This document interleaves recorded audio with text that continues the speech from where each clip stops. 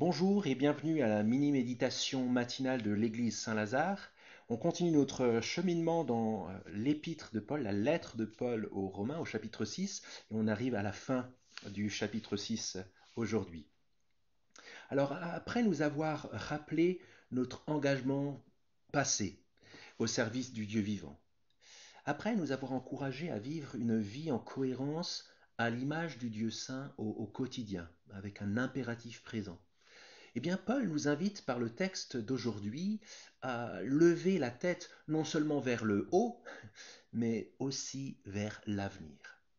On lit cela ensemble. C'est donc dans Romains 6 et à partir du verset 20.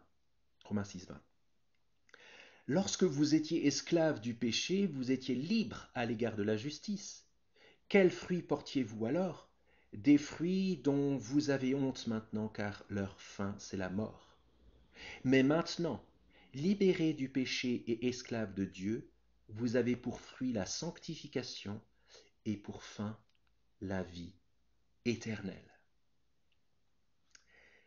Ça me fait penser à une période où j'étais dans la ville de Mont-de-Marsan, dans le sud-ouest, et si quelqu'un du sud-ouest nous regarde, bonjour. En tant que pasteur, j'avais été invité avec les autres acteurs de la ville à aller à un apéro de nouvelle année à la préfecture des Landes, à Mont-de-Marsan.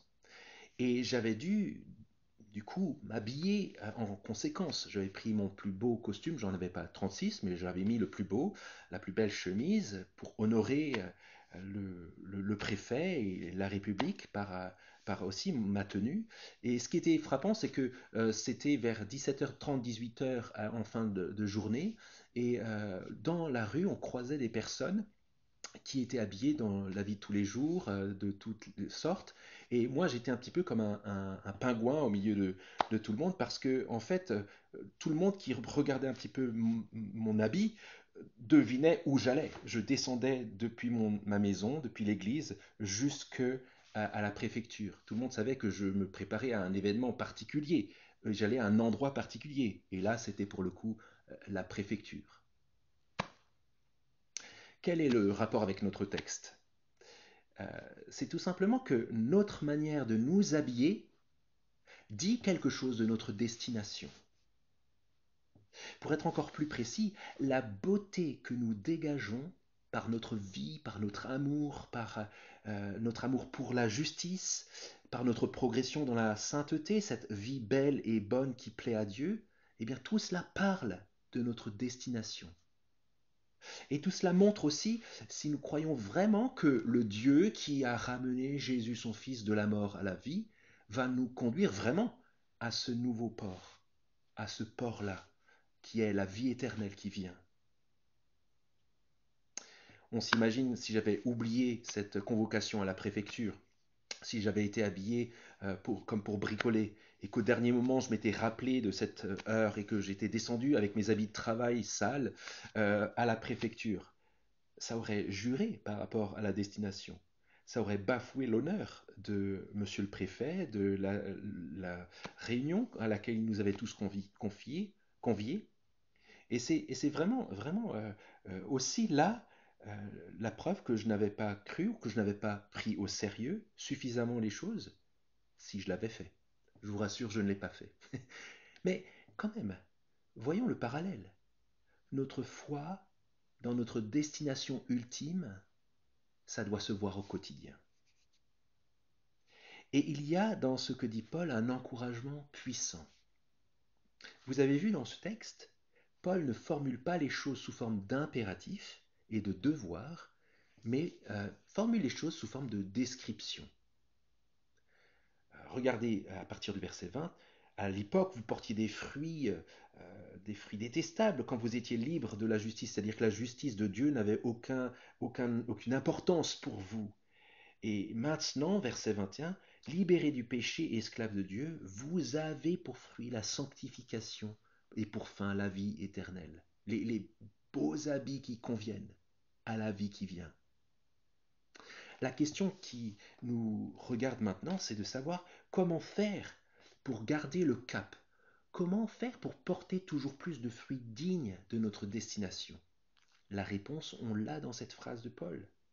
En gardant les yeux fixés sur la vie éternelle, sur notre destination promise.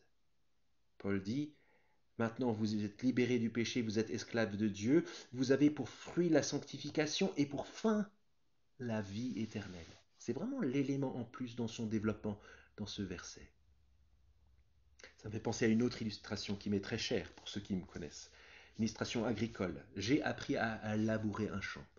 Et lorsqu'on trace le premier sillon dans un champ avec une charrue, il est essentiel pour que ce sillon soit droit de fixer un point au bout du champ et de ne pas dévier son regard ni à droite ni à gauche ni en regardant derrière, mais en prenant un arbre ou un poteau à l'autre bout du champ, à garder les yeux fixés sur cette ligne de mire. Nos bras suivent parce que nos yeux suivent et notre corps suit et le tracteur suit et la charrue suit de manière à ce que, au résultat, le sillon aille tout droit à la destination. Vous voyez l'image? C'est exactement pareil. Lorsque nous fixons les yeux sur notre destination, notre chemin, notre sillon va dire quelque chose de cette destination. Et surtout ne pas regarder en arrière, c'est ce que Paul disait juste avant. Attention, avant vous étiez libre à l'égard de la justice et vous portiez des fruits qui vous faisaient honte. Surtout ne pas regarder en arrière. Si on reprend cette même image, il m'est arrivé en labourant pour la première fois de ne pas prendre au sérieux le conseil que je trouvais ridicule et de regarder à quel point la charrue s'enfonçait bien dans la terre et à quel point le tracteur était puissant. Et j'ai fini par voir qu'au résultat, au lieu d'aller tout droit, le tracteur allait de travers parce que je regardais ailleurs qu'à la destination et le sillon, mon premier sillon que j'ai creusé de toute ma vie, allait dans tous les sens, n'était pas droit du tout. Vous voyez le rapport avec notre propos, le propos de Paul. C'est que notre sillon sera droit et notre trace marquée dans ce monde sera digne de notre destination si et seulement si nous fixons les yeux sur notre destination. La marque que je laisse dans ce monde, le sillon que j'y trace, est-ce que c'est une ligne qui est digne de la destination? Je prie que Dieu nous donne, par sa puissance qui agit en nous, de porter des bons fruits de toutes sortes qui viennent de lui. Et pour que notre vie soit un avant-goût délicieux de la vie qui vient. C'est ce qu'il veut faire. Et cette vie-là, cette vie d'avant-goût de la vie éternelle qui vient, commence maintenant. Je relis et je vous récite pour finir ce verset que j'aime tellement, qui conclut ce chapitre 6. Car le salaire du péché, nous dit Paul, c'est la mort, c'est le passé. Mais le don gratuit de Dieu, c'est la vie éternelle en Christ Jésus, notre Seigneur. Une excellente journée à vous et tracez votre sillon digne de la vie éternelle qui nous attend.